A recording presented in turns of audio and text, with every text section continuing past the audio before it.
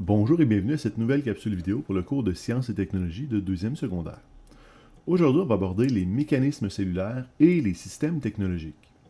Donc, pour les mécanismes cellulaires, on va parler entre autres des intrants et des extrants, de la photosynthèse et de la respiration cellulaire et des phénomènes d'osmose et de diffusion. Pour les systèmes technologiques, on va parler des caractéristiques des systèmes technologiques, des composantes et de leurs sous-systèmes. Alors, si on commence les mécanismes cellulaires, il faut comprendre que deux types de systèmes, pas de systèmes, de substances, pardon, qui sont impliqués dans le fonctionnement de mes cellules. Les premières substances, c'est ce qu'on appelle la matière première utilisée lors de la transformation. C'est les intrants. Donc, les intrants, c'est toutes les substances qui vont entrer dans ma cellule et qui vont servir à son fonctionnement. Tandis que l'autre type de substance, c'est la matière rejetée, que ce soit un produit ou un déchet, par la transformation. Et ça, c'est ce qu'on appelle les extrants. Donc, les extrants, c'est toutes les substances qui vont sortir de ma cellule, que ce soit des produits ou des déchets. Alors, si on parle de la cellule végétale, c'est quoi les substances qui vont entrer? C'est quoi les intrants qui vont rentrer dans mes cellules végétales? Il va y avoir de l'eau, et il va avoir du CO2. Et c'est quoi les extrants qui vont être produits par mes cellules végétales?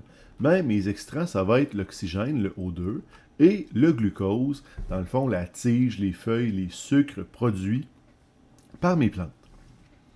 Et la chose qui manque, que je n'ai pas marqué dans les intrants, c'est l'énergie solaire, l'énergie qui nous provient du soleil. Donc ça ici, c'est les composantes, c'est les substances qui sont impliquées dans le phénomène, le mécanisme cellulaire de mes cellules végétales. Et ce mécanisme, c'est la photosynthèse.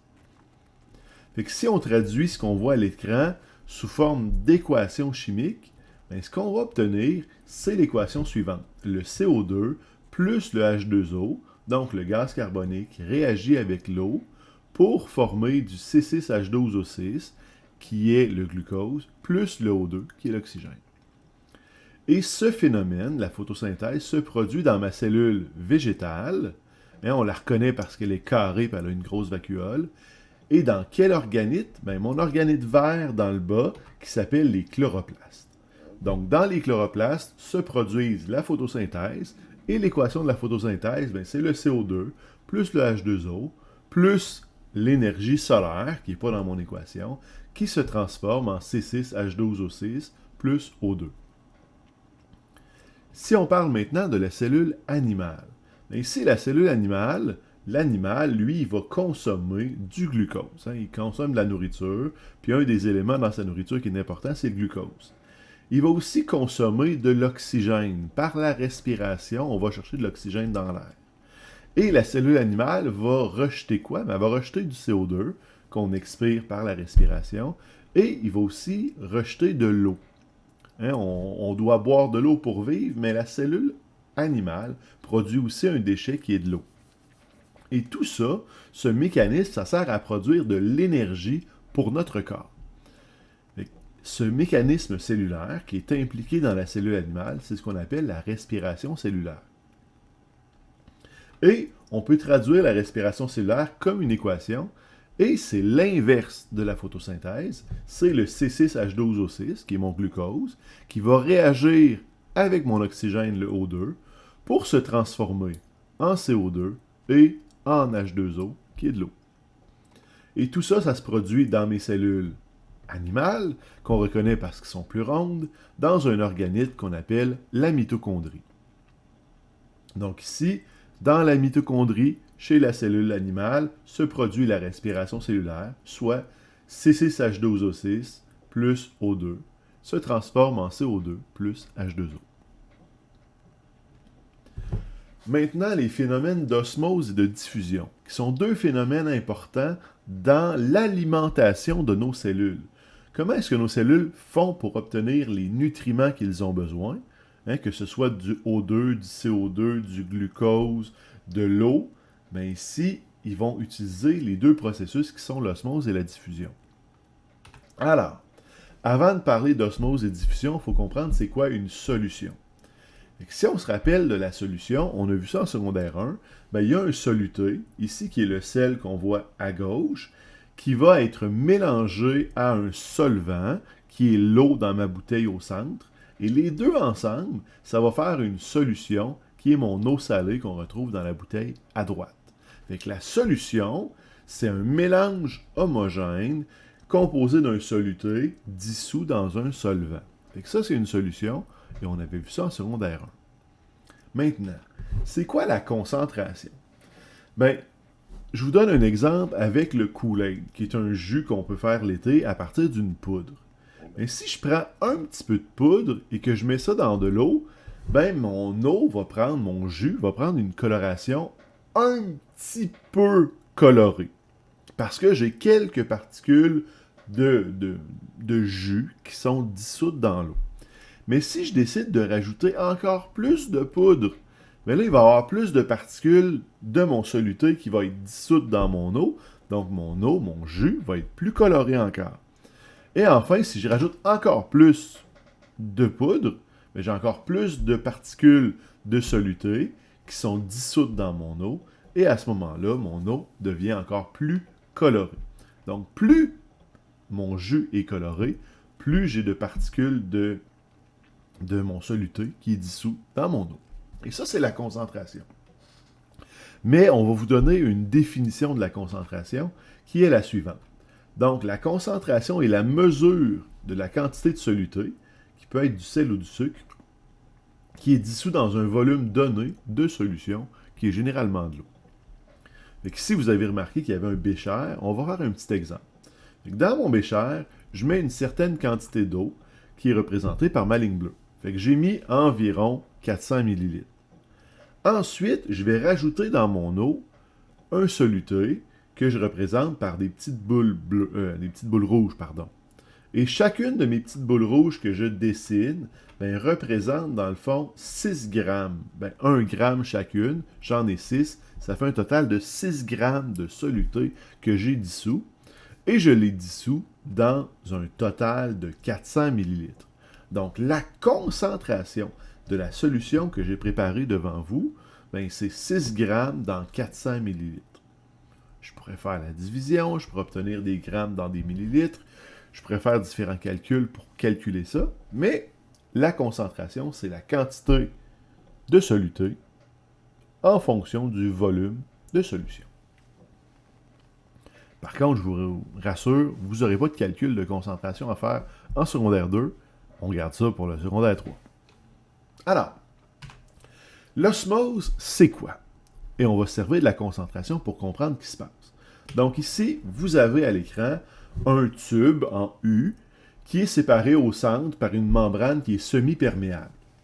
Et on remarque que de chaque côté, il y a le même volume d'eau, parce que le volume total d'eau, il est égal de chaque côté. La seule chose qui change de chaque côté, c'est le nombre de particules de soluté qui est représenté par mes boules roses. Mais je peux compter mes boules roses pour calculer, dans le fond, ma concentration. Et là, on va comprendre rapidement que du côté gauche de mon tube en U, la concentration est petite parce qu'il n'y a pas beaucoup de pastilles roses, tandis que du côté droit de mon U, la concentration est plus grande parce qu'il y a beaucoup plus de particules roses dans l'eau qui sont dissoutes. Donc, qu'est-ce qui va se passer? On va laisser le temps s'écouler. Il va y avoir un processus d'osmose qui va se mettre en branle et il va y avoir un changement dans mon système. Et là, qu'est-ce qui s'est passé? Rapidement, on voit qu'il y a quelque chose qui s'est déplacé du côté droit vers le côté gauche. Et ce n'est pas mes particules de soluté, parce qu'au début, j'en avais 4 à gauche, et j'en ai toujours 4 dans la partie de gauche de mon tube en U. Et qu'est-ce qui s'est déplacé? C'est mon eau. Lorsqu'on fait l'osmose, c'est l'eau qui se déplace à travers la membrane de façon spontanée pour tenter d'équilibrer mes concentrations.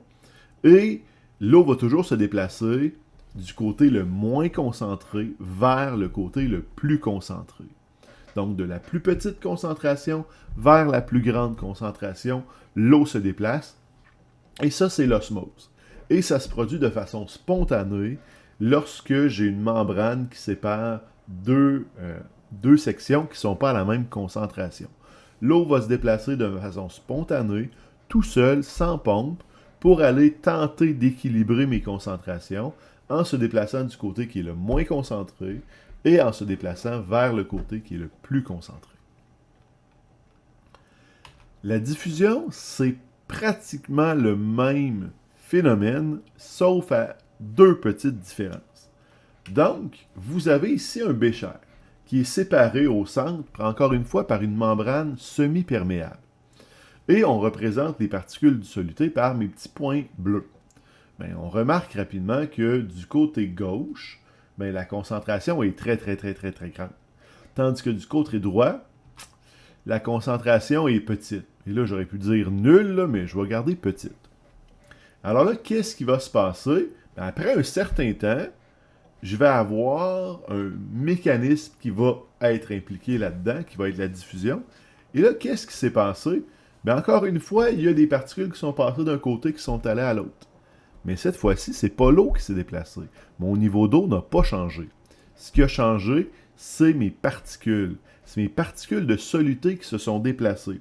Et elles se sont déplacées du côté le plus concentré vers le côté le moins concentré. Et l'objectif, encore une fois, c'est de tenter d'obtenir des concentrations qui sont égales de chaque côté de ma membrane. Fait que si je comptais mon nombre de particules, bien, je suis presque sûr que j'aurais autant de particules dans ma section de gauche que dans ma section de droite après la diffusion, après le temps qui s'est passé dans mon bécher que je vois à droite. Donc ici, lorsque c'est la diffusion, c'est le soluté qui se déplace. Donc c'est les particules qui sont dissoutes dans mon solvant qui vont se déplacer. Et ils vont se déplacer du côté le plus concentré, où il y a plein de particules, pour aller vers le côté qui est le moins concentré, où il n'y a presque pas de particules. Et l'objectif, c'est d'en avoir égal de chaque côté de ma membrane. Et ça, c'est la diffusion. Maintenant, on va parler de système technologique comme une imprimante. C'est quoi un système technologique? Bien, il faut comprendre ça en partant, sinon on ne pourra pas comprendre les autres parties. Donc, un système technologique est un ensemble de composantes liées entre elles et qui interagissent de manière à remplir une fonction précise. Donc, premièrement, pour que ce soit un système technologique, bien, il faut que ça soit de la technologie. Puis de la technologie, il faut que ça ait une fonction précise. Donc, il faut que ça serve à quelque chose. Il faut que tu dises à quoi ça sert. Fait que je prends une règle. Bien, une règle, ça a une fonction, ça sert à mesurer. Donc, c'est de la technologie. Mais la règle n'est pas un système technologique parce que ma règle n'a pas plusieurs composantes qui sont liées entre elles. Fait que pour que ce soit un système technologique, il faut qu'il y ait au moins deux composantes qui sont liées entre elles, qui vont interagir. Fait que si je prends un étui à crayon, là, je tombe dans un système technologique parce que j'ai une fermeture éclair qui sert à faire fermer mon couvercle pour garder mes crayons à l'intérieur de mon étui à crayon. Fait que là, à ce moment-là, mon étui à crayon, j'ai différentes composantes. J'ai ma fermeture éclair, j'ai mon petit zip que je vais faire glisser dans ma fermeture éclair, j'ai mon couvercle en haut, j'ai mon couvercle en bas. Fait que j'ai plein de pièces qui vont interagir ensemble, donc c'est un système technologique. Fait que dès qu'on a au moins deux pièces qui sont liées ensemble, ben c'est un système technologique.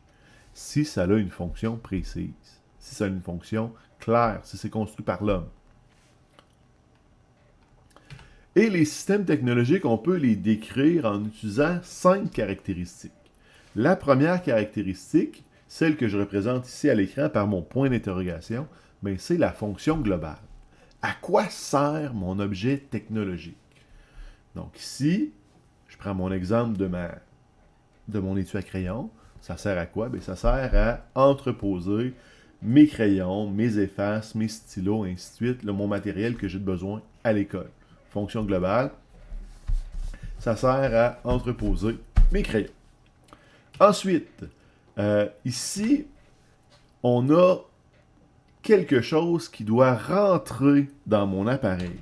Donc, qui va aider à son fonctionnement. Et ça, c'est ce qu'on appelle les intrants. Hein? On les avait vus dans mes cellules végétales et animales, les intrants, mais pour les systèmes technologiques, ils ont aussi des intrants. C'est un petit peu le lien entre mes deux thématiques de la vidéo.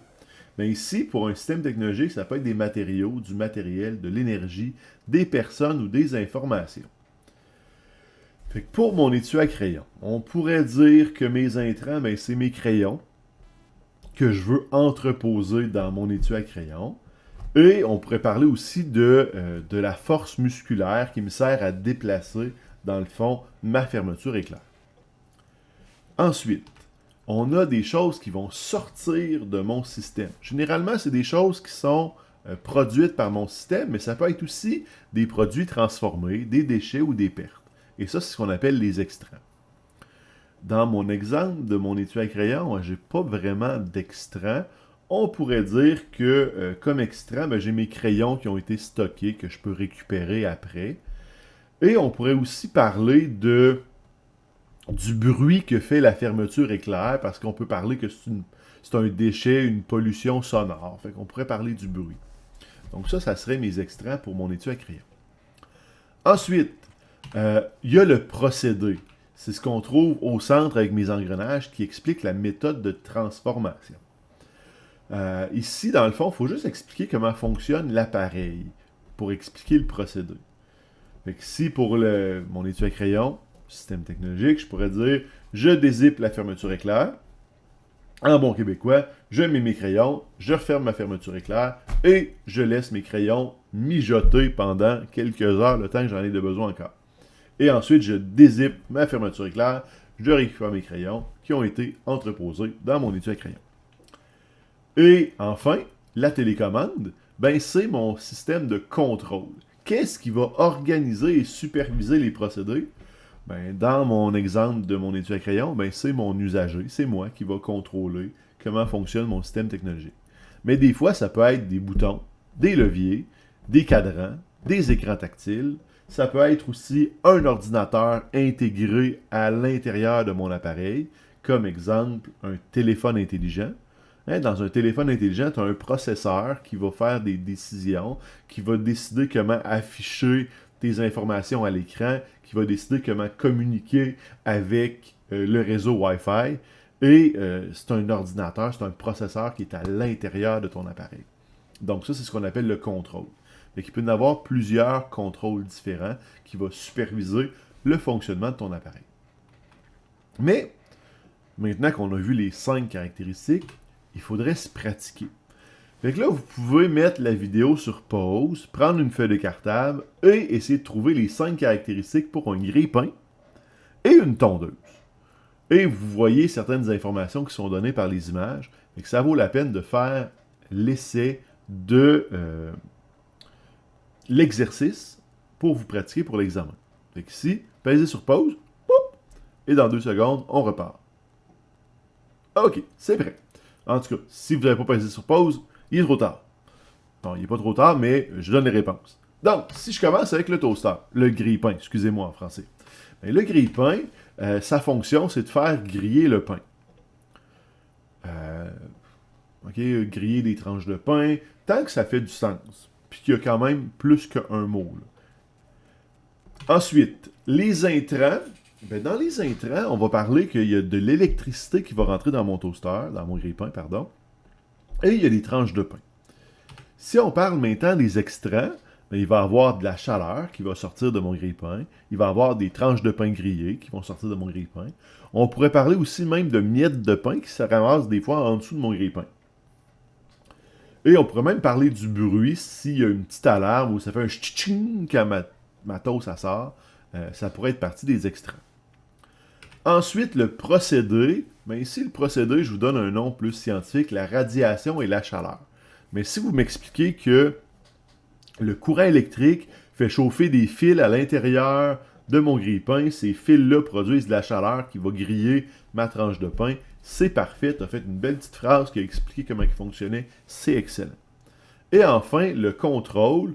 Bien là, on voit qu'il y a un thermostat, il y a des boutons, il y a un levier. Donc, tout ça, c'est des systèmes qui me permettent de contrôler mon grille-pain. Et vous pourriez même rajouter l'usager qui va choisir le degré à laquelle il va cuire La toast, il va indiquer si c'est un bagel, et c'est lui qui va actionner le levier pour partir le grille-pain. Donc, on aurait pu rajouter aussi l'usager dans le contrôle. Ensuite, la tondeuse.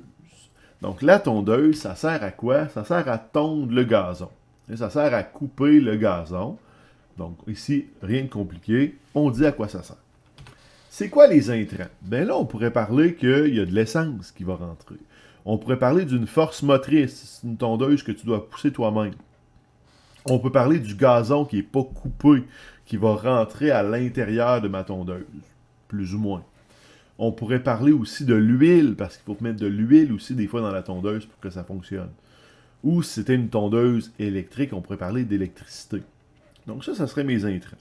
Si on parle des extraits, il y aurait le gazon coupé qui sortirait. On pourrait parler de chaleur, hein, ça produit de la chaleur. On pourrait parler du gaz d'échappement qui sort de ma tondeuse. On pourrait parler aussi du bruit, du son qui est produit par ma tondeuse. Puis si ma tondeuse, c'est une tondeuse qui a un moteur qui fait tourner les roues, on peut parler du déplacement de la tondeuse. Comment il fonctionne? C'est quoi le procédé? Là, on pourrait parler que le moteur qui brûle de l'essence, qui fait de la combustion interne, fait tourner les roues qui font avancer la tondeuse et fait tourner les lames qui vont couper le gazon. On fait une petite phrase pas trop compliquée qui explique le procédé. Et enfin, c'est quoi le contrôle? Bien ici, le premier, c'est l'utilisateur. Hein, c'est lui qui va décider de couper la pelouse puis qui va guider la tondeuse. Mais on peut parler aussi de la courroie qui sert à tirer, à partir le moteur. On peut parler des leviers de contrôle qui permettent d'actionner le mouvement des lames et d'actionner le mouvement des roues. Donc, on a l'utilisateur, la courroie et les leviers qui servent à contrôler, dans le fond, ma tondeuse. Donc, ça ici, c'était les caractéristiques technologiques pour une tondeuse à gazon. Maintenant, on va parler des composantes. Et là, les composantes, c'est vraiment pas compliqué. En fait, je fais par exprès pour vous mettre une image qui a l'air compliquée à l'écran, mais dans un examen ou un exercice, vous n'aurez pas à deviner c'est quoi les pièces. OK? Les pièces vont être marquées, je vais vous le dire. Et ici, les composantes, c'est quoi? Ben, c'est les éléments qui servent à faire fonctionner ce dernier. C'est les pièces, les mécanismes, les appareils. Donc, ce que tu vois à l'intérieur de ton appareil. Donc, qu'est-ce qu'on a ici? Ben, on a un exemple. On a un ordinateur, on a fait l'exemple en classe, et quand je te demande de me parler d'une composante, je vais tout ça te demander c'est quoi la fonction de la composante. Ben, ici, tu m'en prends une, tu me nommes c'est quoi la composante, et tu me donnes sa fonction. Donc ici, tu pourrais me dire... Pardon? Tu pourrais me parler du clavier qui sert à entrer des données par le clavier, qui vont être des lettres ou des chiffres. Tu pourrais me parler du CD-ROM qui me permet de stocker de l'information sur un disque dur, un disque CD-ROM. Tu pourrais me parler de l'imprimante qui sert à imprimer des documents envoyés par l'ordinateur. Tu pourrais me parler du haut-parleur qui sert à produire du son ou de la musique qui sont fournis par l'ordinateur. Et ça, ben, c'est mes composantes et leurs fonctions. Rien de compliqué. Il faut juste avoir un minimum d'imagination, d'audace. Vous êtes capable. Enfin, il y a les sous-systèmes. Dernier sujet. Et les sous-systèmes, ben, dans un système technologique complexe, qui peut donc avoir plusieurs fonctions, beaucoup de pièces, ben on peut faire des regroupements de composantes qui jouent un rôle précis. Il peut y avoir plusieurs composantes qui, ensemble, font un rôle. Et ça, ben, c'est ce qu'on appelle des sous-systèmes. Fait que je vous donne un exemple avec un vélo. Et là, vous avez les sous-systèmes sont marqués. Le sous-système des roues. Ben, nomme-moi une composante du sous-système des roues. Ben, tu pourrais me dire le rayon, le moyeu, la jante, le pneu, la valve, hein, qui sont écrits en mauve. Et je pourrais te demander, c'est quoi la fonction du sous-système des roues? Ben, tu pourrais me dire, c'est ce qui permet d'éliminer la friction le plus possible et qui permet d'avancer facilement mon vélo. Tu pourrais me parler du sous-système de direction. Puis là, je te poserai la question, donne-moi une composante du sous-système de direction. Tu vas me dire, ben, le guidon, le tube de direction, l'amortisseur, la fourche. Et là, je vais te demander, c'est quoi la fonction du sous-système de direction? Ben, tu vas me dire, ça sert à diriger le vélo, de choisir dans quelle direction il s'en va. Hey, parfait. Le sous-système de freinage. Qu'est-ce qui fait partie du sous-système de freinage? Ben là, tu pourrais me dire le frein arrière ou le frein avant. Et à quoi ça sert? Ben, ça sert à faire arrêter le vélo.